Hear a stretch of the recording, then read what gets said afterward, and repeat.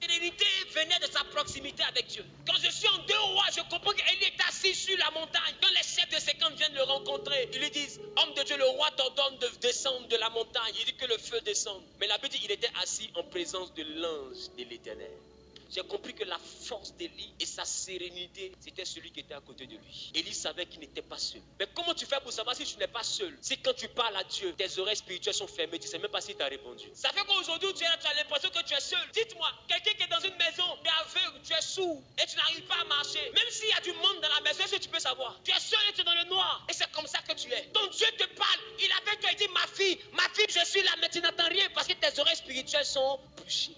Il te dit, mais regarde le miracle, passe ici, tu ne vois rien parce que tes yeux sont fermés. Ah, la Bible dit cependant, Dieu parle tantôt d'une manière, mais tantôt d'une autre. Mais si tu n'as pas le don pour discerner comment il est en train de te parler, comment tu fais? Beaucoup sont dans le ministère, même ils tâtonnent, ils tournent en rond, ils ne comprennent pas. Ils prêchent, mais c'est zéro. D'autres ont tellement prêché quand c'est prison. La vie, ce n'est ni par la force, ni par la puissance, mais c'est par son esprit. Le premier dépôt de Dieu en toi, c'est le don. Quand Dieu te rencontre, premièrement, il laisse une marque en toi. Cette marque-là, c'est le don.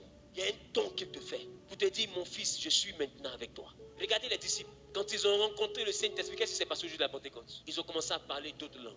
Automatiquement, ils se sont familiarisés à l'atmosphère de l'extraordinaire. Ils parlent en une langue et puis les autres, tout le monde entend dans sa langue maternelle. Ils ont commencé à devenir pas possible. Leur ombre même guérissait les malades. Même leurs mouchoirs guérissaient les malades. Ils ont fait des choses extraordinaires. Pourquoi? Parce qu'ils ont rencontré le Saint-Esprit. Ma question, tu viens à l'église, mais l'as-tu déjà rencontré?